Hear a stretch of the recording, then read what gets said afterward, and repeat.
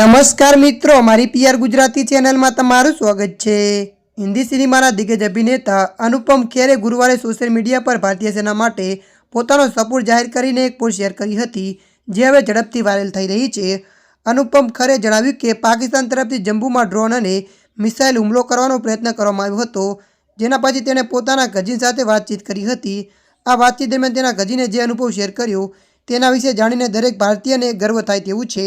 Social media handle પર તેણે આ વાતચીત શેર કરીને દેશના સૈનિકો અને સિક્યુરિટી સિસ્ટમ પર વિશ્વાસ વ્યક્ત કર્યો હતો। અનુપમ ખેરે જણાવ્યું હતું કે તેનો કઝિન જમ્મુમાં રહે છે। પાકિસ્તાન તરફથી કરવામાં આવેલા હવાઈ હુમલામાં જમ્મુ સિવિલ એરપોર્ટ, સાબા, અરણ્યા અને અન્ય સૈન્ય ઠેકાણાઓને નિશાન બનાવવામાં આવ્યા। ગુરુવારે સાંજે થયેલા હુમલાથી થોડીવાર માટે તણાવ ફેલાયો હતો, પરંતુ પછી ભારતીય સેનાઓએ મોરચો સંભાળી લીધો। ભારતીય પાસે આધુનિક એસ એટલે કે 400 ડિફેન્સ સિસ્ટમ છે। આ સિસ્ટમે બધી જ મિસાઇલો અને ડ્રોનને હવામાં જ રોકી લીધા, જેથી કોઈ જ મોટું નુકસાન થયું નથી। ત્યારે મિત્રો, હાલ માટે આટલું। મળીશું નવી અપડેટ સાથે। જો તમને અમારો વિડીયો પસંદ આવે, લાઇક, શેર અને સબસ્ક્રાઈબ કરી નાખજો। ધન્યવાદ।